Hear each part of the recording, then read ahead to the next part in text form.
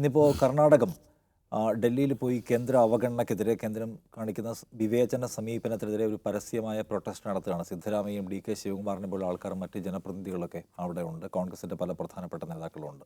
നാളെ കേരളത്തിൻ്റെ സമരമാണ്. മുഖ്യമന്ത്രി അടക്കമുള്ള മന്ത്രിമാർ ഇപ്പോൾ തന്നെ ഡൽഹിയിലെത്തിയിട്ടുണ്ട്. വലിയ വിവേചനം കാണിക്കുന്നു. കേരളത്തിൻ്റെ അതിജീവനം തടസ്സപ്പെടുത്തുകയാണ് കേന്ദ്രം ചെയ്യുന്നത് എന്നിപ്പോൾ മുഖ്യമന്ത്രി അല്പസമയം മുമ്പ് വാർത്താ സമ്മേളനം വിളിച്ച് പറയുകയും ചെയ്യുന്നുണ്ട്. DMK യുടെ മുഖ്യമന്ത്രിയും സ്റ്റാലിനൊക്കെ ഈ നമ്മുടെ സമരത്തിന് ഐക്യദാർഢ്യം പ്രഖ്യാപിക്കുകയും ചെയ്യുന്നുണ്ട്.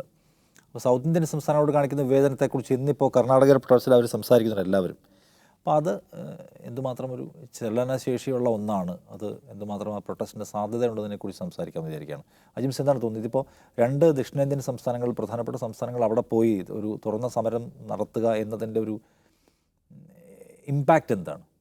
അതിൻ്റെ ഇമ്പാക്റ്റ് അത് രേഖപ്പെടുത്തപ്പെടുക എന്നുള്ളതാണ്. ആ എതിർപ്പ് രേഖപ്പെടുത്തുക. ഈ വിഷയം, അതായത് ഫെഡറലിസത്തിന്മേലുള്ള കടന്നാക്രമണം, സംസ്ഥാനങ്ങളോടുള്ള പ്രത്യേകിച്ചും പ്രതിപക്ഷ സംസ്ഥാനങ്ങളുടെ വിവേചനപരമായ സമീപനം, ഇത് ഡിസ്കസ് ചെയ്യപ്പെടുന്നുണ്ട്. പക്ഷേ ഡിസ്കസ് ചെയ്യപ്പെടുന്നത് സദേൺ സ്റ്റേറ്റിലാണ് കൂടുതലും. നോർത്ത് ഇന്ത്യയിൽ അങ്ങനെ ഡിസ്കസ് ചെയ്യപ്പെടുന്നില്ല.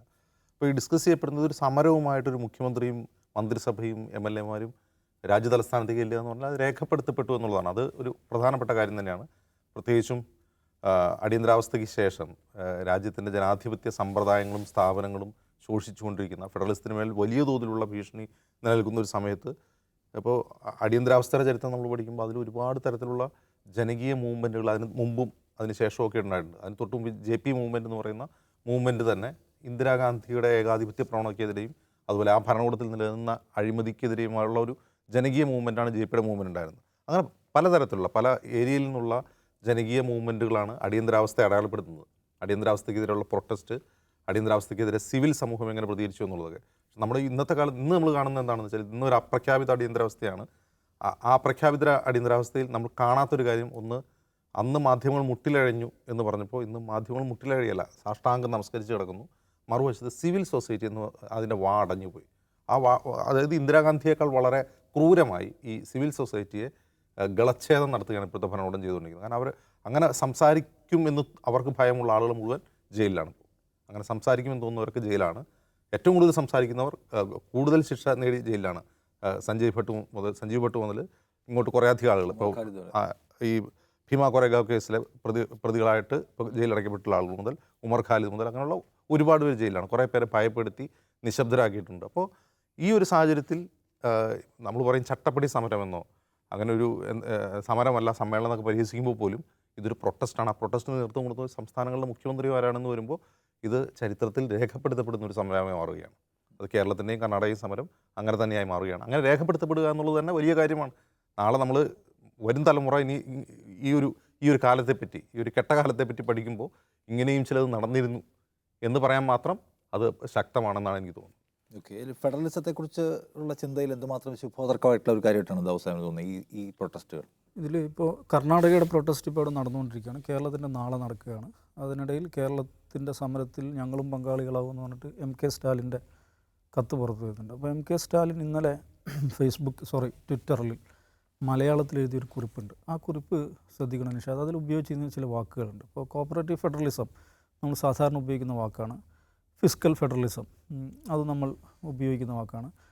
അതുകൂടാതെ അദ്ദേഹം ഒരു വാക്ക് ഉപയോഗിക്കുന്നുണ്ട്, സ്റ്റേറ്റ് ഓട്ടോണമി എന്ന് പറയുന്നത്. സ്റ്റേറ്റ് ഓട്ടോണമി എന്ന തീജ്വാലയെ നിങ്ങൾക്ക് കെടുത്താൻ പറ്റില്ല എന്ന് അദ്ദേഹം പറയുന്നത്. സ്റ്റേറ്റ് ഓട്ടോണമി എന്നുള്ളത് അത്രയധികം ഉപയോഗിക്കപ്പെടാത്തൊരു പദമാണ്.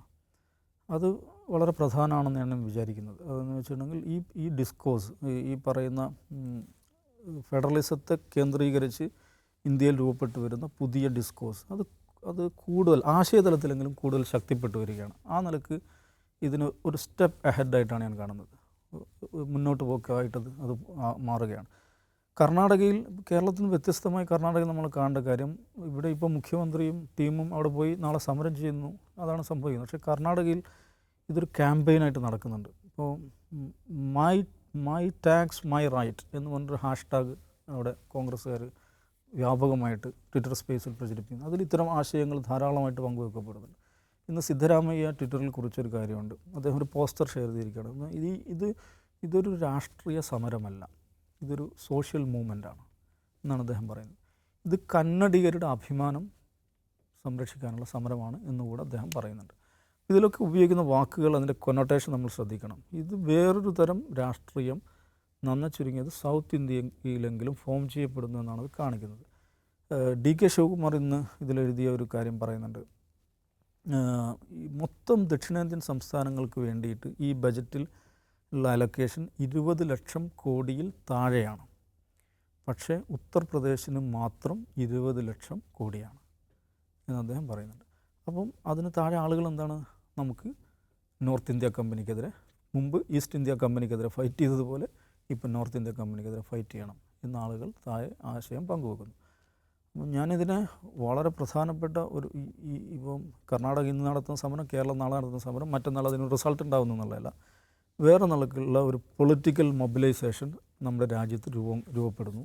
സ്റ്റാലിൻ്റെ കത്തിൽ വേറൊരു കാര്യം പറയുന്നുണ്ട്.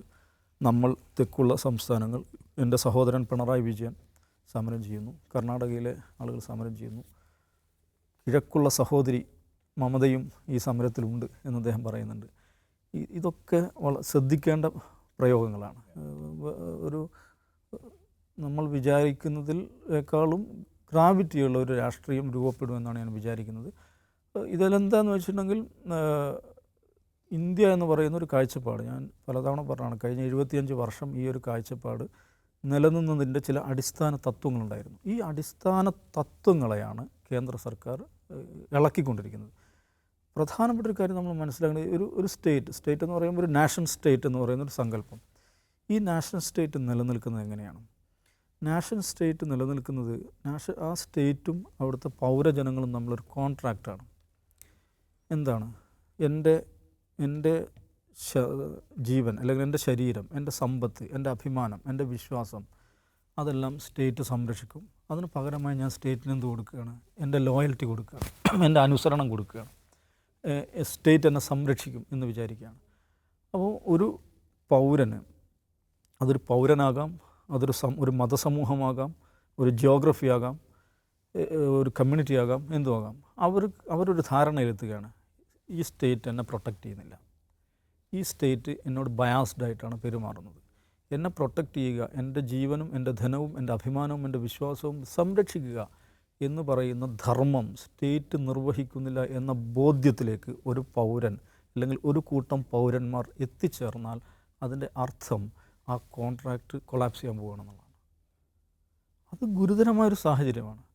ആ ഒരു സാഹചര്യത്തിലേക്കാണ് ഈ ഭരണകൂടം, നരേന്ദ്രമോദി ഭരണകൂടം രാജ്യത്തെ ചില സമുദായങ്ങളെ, ചില സമൂഹങ്ങളെ, ചില ജിയോഗ്രഫികളെ കൊണ്ടെത്തിച്ചിട്ടുള്ളത്. അതിൻ്റെ ഒരു ഗ്രാവിറ്റി, അതിൻ്റെ ഒരു ഗൗരവം ഈ ഡൽഹിയിലിരിക്കുന്ന ആളുകൾ മനസ്സിലാക്കുന്നില്ലെങ്കിൽ അപകടകരമായ സാഹചര്യങ്ങളിലേക്ക് പോകും. ഇന്നത്തെ ആ സമരത്തിൽ വേറെ ശ്രദ്ധിക്കേണ്ട ഒരു കാര്യം, കർണാടകയ്ക്ക് സ്വന്തമായിട്ടൊരു പതാകയുണ്ട്, സംസ്ഥാന പതാക. ആ പതാകയുണ്ടായിരുന്നു ആ സമരത്തിലെ വിഷ്വൽ നമ്മൾ കാണാം, ഒരു മഞ്ഞ കളറിലുള്ള ബ്ലാക്കും അല്ലേ? ഭയങ്കര ഒരു എന്താണ് പറയുക, ഒരു ദൃശ്യപരമായും പ്രതീകാത്മകമായും ആ സമരത്തിന് കൊടുക്കുന്ന ഒരു സിഗ്നിഫിക്കൻസ് ആണ് ആ പതാക ഉപയോഗിക്കുക എന്നുള്ളത്. ഡൽഹിയിൽ നടക്കുന്ന സംസ്ഥാനങ്ങളുടെ സമരം കേവലമായൊരു പ്രൊട്ടസ്റ്റ് അല്ല, അതിന് ബഹുശാഖിയായ സാധ്യതകളിലേക്ക് അത് കഥ തുറക്കുന്നുണ്ട് എന്നതാണ്.